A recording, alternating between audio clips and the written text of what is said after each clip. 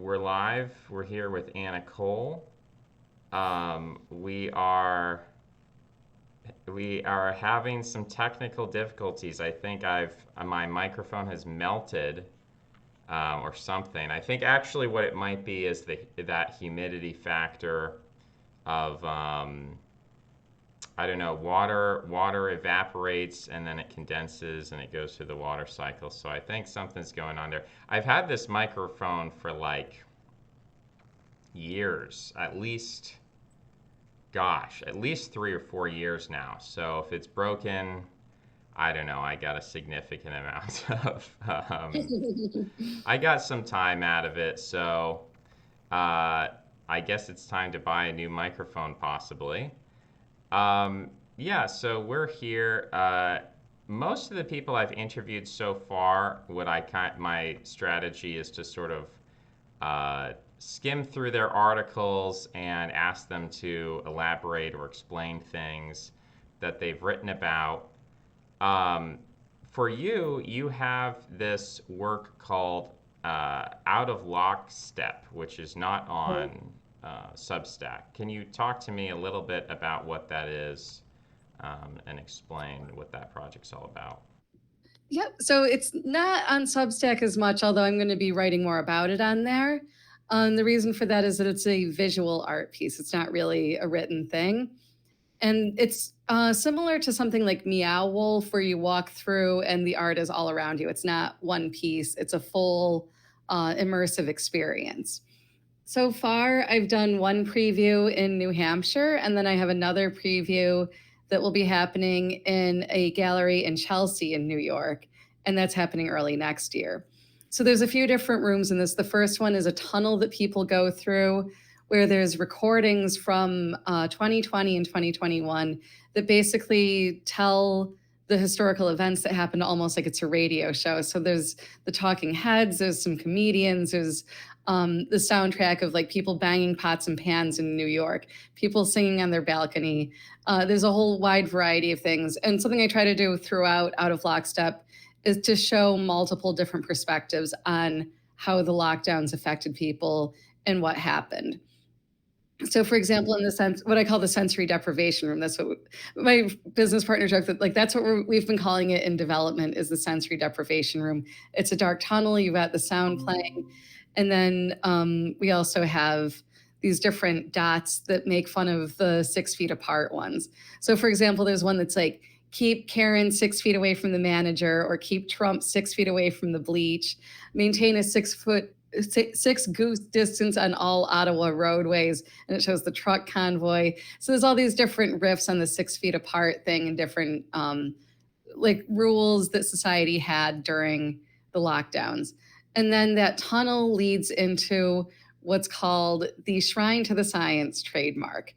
And it's it's this church that makes fun of the way COVID restrictions became like a religion for a significant part of the population. There's the whole trust the experts. And it reminded me of the way in the Dark Ages, the peasants weren't allowed to question their superiors. They weren't allowed to question the church or the royal family or anyone that was above them. So this is kind of making fun of that neo-feudalist attitude. And there's stained glass windows that depict, if you stayed at home forever, no one would ever die again. If you took every new injection, no one would ever die again. And there's a series of 5 of those that eventually leads up to the 6th one that says, if you died alone, the rest of us could live forever. And then there's an altarpiece that shows some of the people that were really either pushing for lockdowns or they had a significant thing to gain by letting the lockdowns continue or encouraging them to continue. Let's put it that way. And then there's a altarpiece that makes fun of the different rituals of staying home. So there's the holy sourdough bread that, people were baking bread at the beginning of lockdown. There's the holy to-go cocktail. There's a bunch of little reliquaries I decorated that have the original vaccine vials in them. And it talks about these are the holy vials, and this is why we can live exactly like nothing happened and like it's 2019 again. So it's the entire thing is just satire. Then the next room after that is more serious. And it's portraits that I've drawn of people and their story about how lockdown affected them. So I've collected these from people I know, from people on the internet, from people that were referred to my website. It's still open for more entries. I'm always adding to this. And I've gotten things from 4 different continents so far, multiple different countries, many different states within the US. But my goal is eventually to have at least one story from every continent. Once I have that, I want at least one story from every country in the world because I want to show the scope of how broadly this affected people worldwide. And also, I want to show multiple different viewpoints and a really diverse variety of people. So it's not just, oh, this only, only Trump supporters were anti lockdown because they're male and they're white and they're this, and when you look at the portraits, it shows that that's not the case.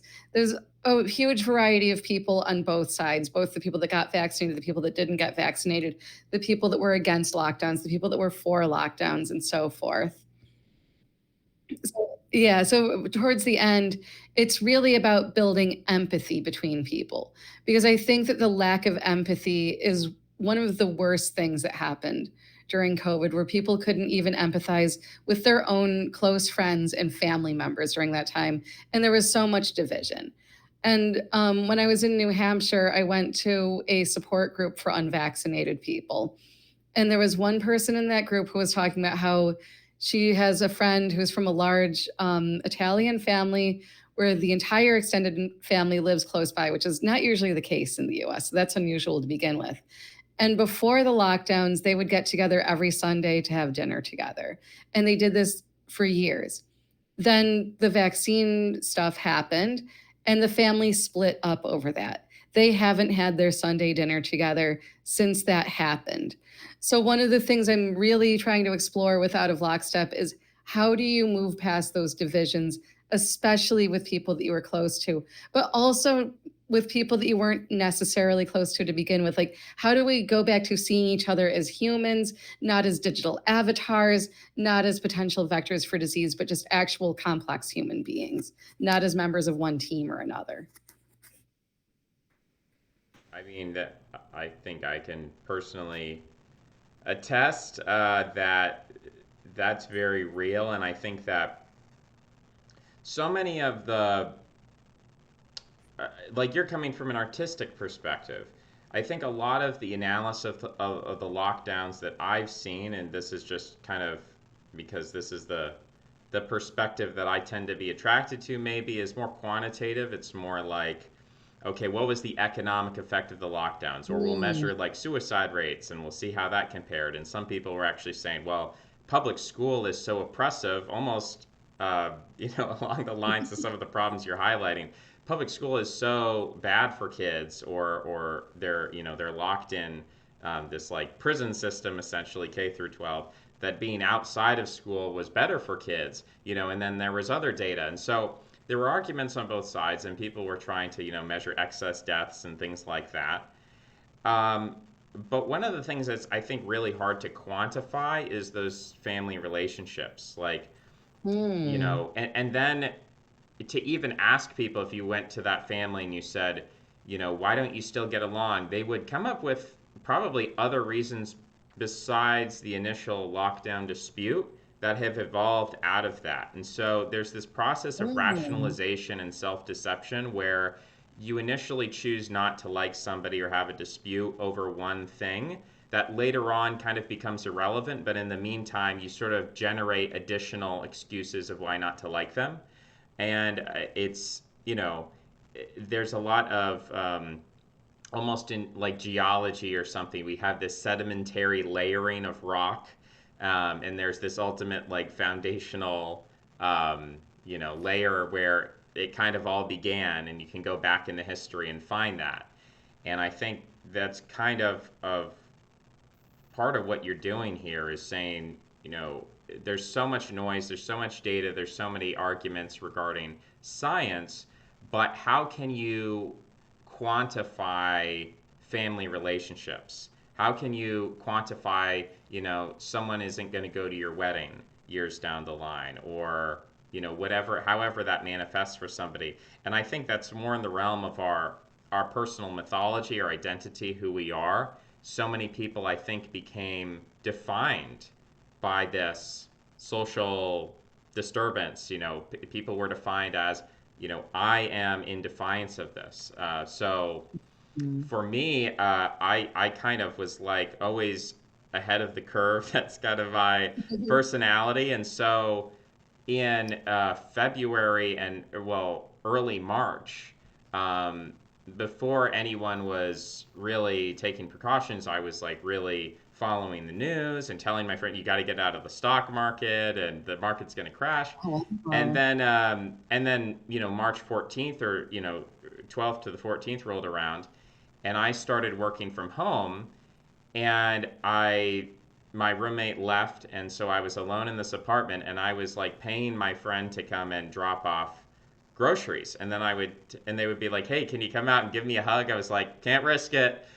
After you leave, I'm gonna take these groceries," and then I put all the groceries, like bananas, apples, whatever packages of food, and I would put them in the sink and I would wash them with soap. So I was doing this in the weeks of March and early April, and reading, some of what you write on the website here about, basically feeling like, it wasn't as if you looked at what was, or the you didn't like say, oh, well, who cares? It's just the flu. I don't believe in the science or whatever. You Mhm. basically came to a point where you said, um, I began to envy the people who had died from COVID-19. I was so miserable. And I think that is basically where I got to sometime in April or May, where I was just like, I'm not, this is not, life is not worth living if this is what life is anymore. I can't Mm. not hug my friends. I can't not go outside. I can't, be washing my groceries with soap and water. And, I suppose, yeah, if at some point, um, a zombie apocalypse or something, obviously people were hoarding toilet paper and things like that, and they were making it a game. And some people, I think, were, at least initially, they were enjoying the process. And I think other people who, and I don't want to like diagnose people, but there are these sort of, I would say, we talked about like autism spectrum, but I also think there's like OCD Mm. spectrum, and there's spectrums of control that people desire. And so they could use something like masking rules to be like, hey, people need to wear their mask properly, and you can't just wear that mask, you have to wear an N95 mask. So all of these things became like comfort mechanisms in the same way that checking your phone is a comfort mechanism, scrolling TikTok is a Mm. comfort mechanism. It gives people a sense of control because it's a structured program or rubric that they can follow consistently. It's familiar, and it makes them feel like, okay, I'm back in my zone. Like I do A, B, and C, and then I'm good, and now I'm safe. So they can, like, it's almost like a mantra, like, okay, I put on my mask, I wore my rubber gloves, I socially distanced, and now I'm safe. And that statement, everybody needs a sense of safety. People need social safety, they need physical safety, they need emotional safety. There are many forms of safety, and so the ability to transmute all of that stress and then to come to a program where you can say, if I do this, this, and this, then I'm safe. I think that was very attractive to some people, even though it was neurotic and anxious and, maybe Mm. ultimately harmful, at least in the moment. And again, I would create a parallel between social media where I talk to a lot of people, and I've experienced this myself, where it's like, what'd you do today? Oh, well, I felt anxious about something, I was procrastinating, so I scrolled on social media for a few hours. And you can criticize that and say like, oh, well, that's clearly self-harming, and you shouldn't do that and you should stop. But in the moment, the reason why people choose to do that is because it is comforting to have that, like, I have this tiny box, my little phone, and I just focus on this thing and I exclude everything else, and I'm in these parameters. And so people, like, we talk about claustrophobia, which is, you don't want to be stuck in a small space, but I think there's also claustrophilia, that people actually feel Mm. comfortable in a prison, whether that's a physical prison or a mental prison. And we actually, you made a comment on one of my articles. I think that's related to this, which is the idea that, interior decoration can be a way that people create a sense of power and control and safety in their own Mm. lives. Now, I think interior decoration is a lot cooler than scrolling social media or lockdown regulations and stuff like that.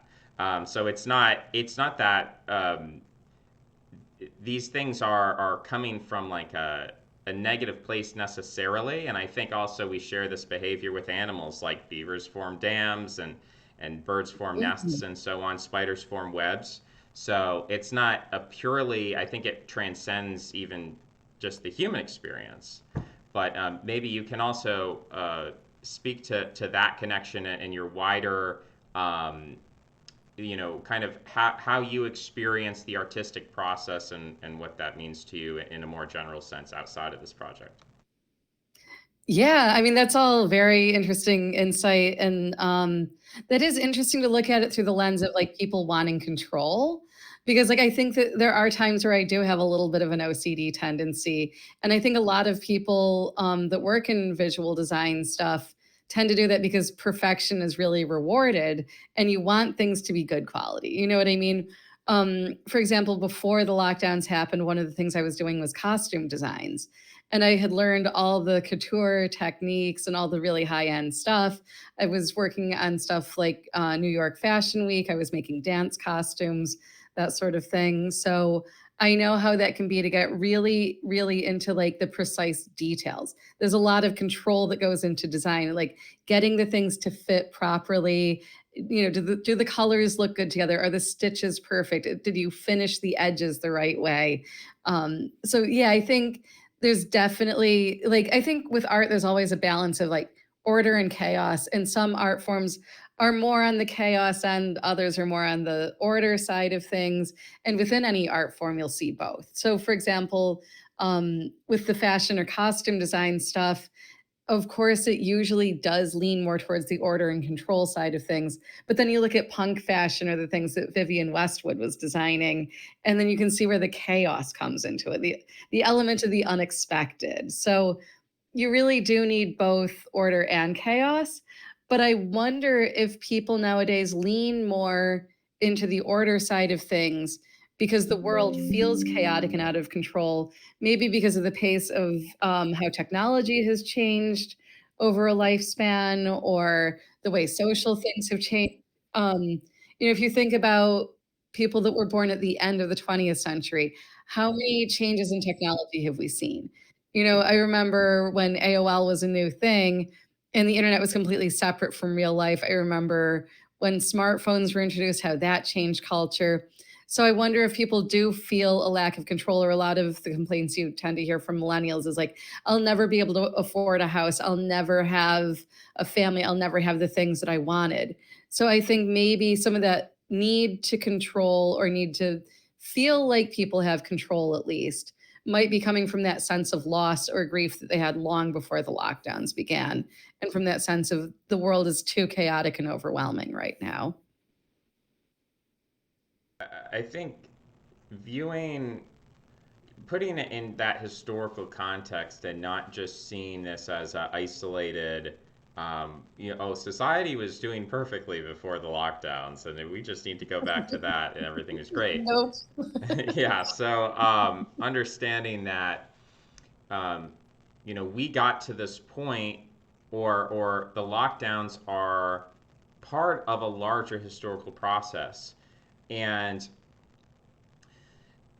then there's also this question of what the future has in store, because a lot of people felt that when the lockdowns ended, we can quote unquote go back to normal, which is also a sense of, normalcy, I think also has to do with that sense of safety that you're speaking to, of it Hmm. was such a radical change, it was such a radical shift and transition, and it was so unexpected. It wasn't, people compared it to the Spanish flu or something that was 100 years ago. So there was no reference frame. You couldn't go to your I mean, I can talk to grandparents or people in that kind of silent generation, and they can tell you, oh, okay, well, I have stories, maybe I didn't live through it, but my parents lived through the Great Depression. And so they would always tell us, you got to can food or you got to save a penny or, so that experience of like economic recession, I think that's still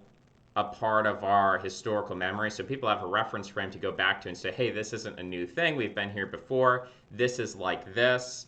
Whereas I don't think people had that reference frame. And I think that's part of the reason why technology is so disturbing and bewildering to people, because there is no reference frame to go back and be like, okay, well, now we have virtual reality, and that's kind of like what our great grandparents had. Or, we don't have the ability to view it in a cyclical way to see how, okay, well, there was the Great Depression, but then eventually people came out of it, they survived, and life goes on. When there's something really novel, there's this sense of apocalypse. There's a sense of maybe this is Mhm. the end of the world. And we don't know if we're going to make it out of this. We don't know if we're going to survive. That uncertainty, again, having to do with these questions of control, and then also kind of taking that power back and saying, like, I accept the risk. I accept the potential, increase in mortality. Um, I think that was also, as much as people were gaining a sense of control by following restrictions, there were also people, at myself at a certain point, because I guess again, this is maybe a technical point, but my view was, um, the initial line was that, don't bother masking because it's not going to be very effective. What you need to do is isolate yourself and social distance.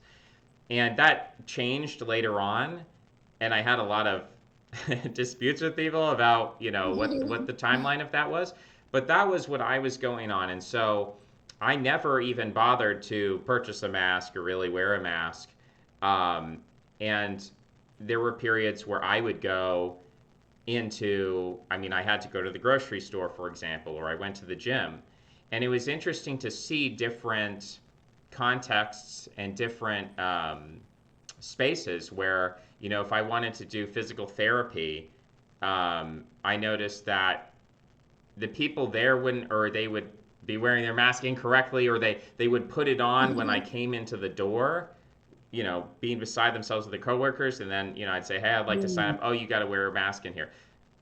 I'd go to the grocery store and I'd be like, the only it is an interesting dynamic where I would just ignore people. I wouldn't get into confrontations, but people would make these almost, how do I say it, perpendicular comments.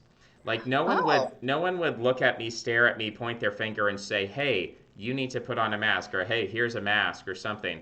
People would look away from me almost as if they were afraid to see me, and they would say, "Oh, someone's not wearing their mask," or "I can't believe the nerve of some people." Like they would make these perpendicular, like audible, so that they knew I could hear, but almost like we were in different realities. Like they were, it's Oh, almost like weird. they were watching some security camera footage, and they were like, "Oh, looks like this guy's not wearing his mask." And I'm like, and then I also just ignore it, because how do you deal with somebody who's He's not right willing to there. engage with you in reality? So I wouldn't respond to them, but I would think, I'm like, I'm right here. If you want to confront me, that's your right. You have the right to say, I guess, to tell me to put a mask on. But then when I would check out with the cashiers, they would say, "Oh, we're so tired of wearing these masks," and and Oh, I wow. Yeah. my idea in my head was like, if I'm in a private store, right? I'm in a grocery store. If an employee tells me to put on a mask, do they say, "Hey, it's a private business, you got to wear a mask"? I'll wear a mask.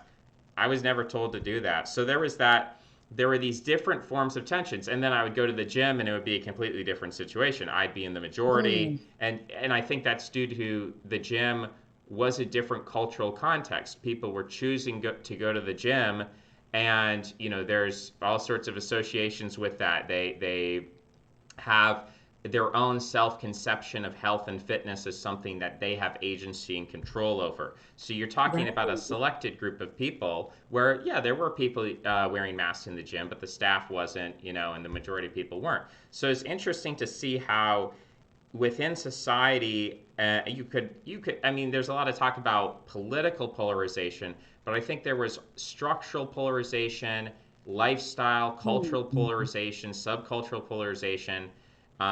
that maybe ultimately wraps around to some kind of political tribalism, but that wasn't really the way that I directly experienced it. Um, and then the shift after, I guess, to hand it back to you was, I think what sort of broke um, the lockdown mania or that single-minded focus on that issue was January 6th.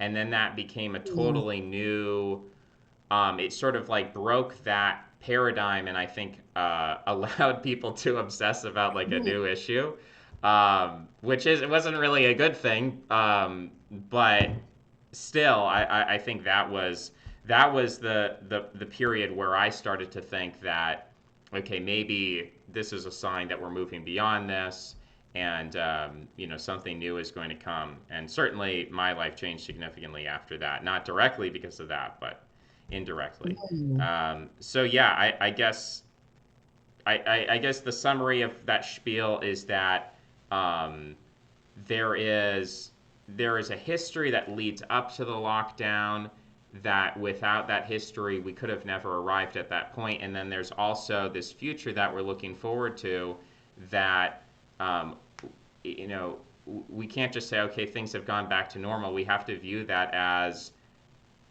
that's why I love what you're doing, because you're saying, let's not forget what happened. Let's tell the story. Let's try to process this. Let's figure it out. Let's reflect on it, because so often I think people are quick to say, well, that was a terrible experience. I just want to forget it and move on. But the fact Mhm. is, if we don't process that in some ways, we're just going to recreate it and reproduce it. Stanislav Grof has this term, coex system, which essentially refers to the way that people, even from their state as a fetus in the womb, can experience trauma and then reproduce that trauma throughout their lives. And I think we as a culture are Oh. capable of the same thing. So I kind of wanted to hear your thoughts on a little more of that, where you think we're going as well. Oh, wow. I hadn't heard of that before, but I'd be interested in reading more about how, like, even fetuses can do that because that's fascinating, and I haven't heard about that before. One thing that I've been mentally comparing our time period and the project that I'm doing to is, when I took a class on 20th century art history, I noticed that most of the class focused around World War One. It was the lead up to World War One, World War One itself, and the aftermath. So before that, you had the technological advances of the late Victorian and the Edwardian period. So things like the camera being introduced caused the same reactions in the Victorian era that people have now to AI being introduced, for example.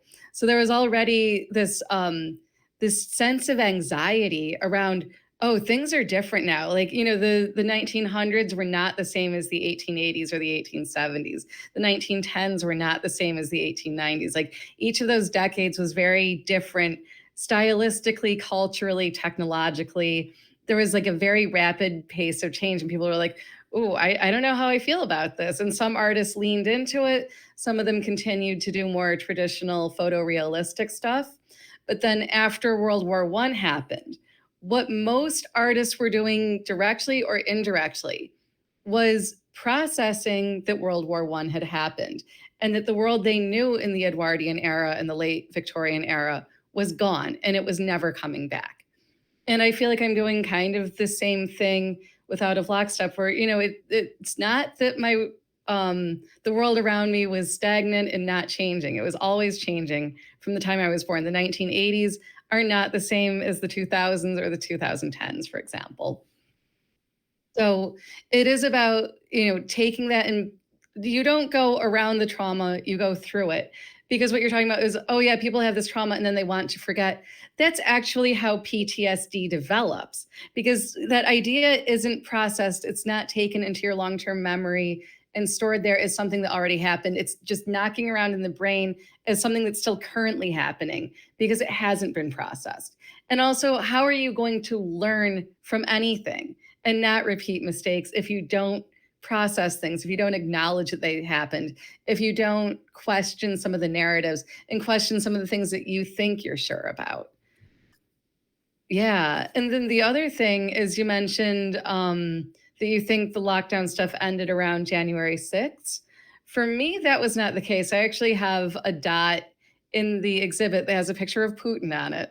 And it says, wait exactly 6 minutes after the invasion of Ukraine to forget all of this ever happened. So I think the invasion of Ukraine is really what distracted people. But I did notice a shift around January 6th. And what was going on is that all throughout the 2020 lockdowns, me and my friends had been talking about what we're going to do to celebrate when this is over. We're going to have a big boat party. We're going to do this thing. We're going to do this other adventure.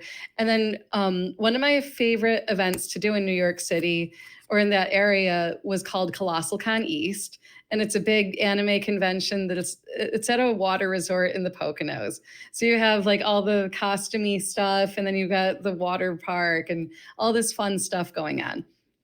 And the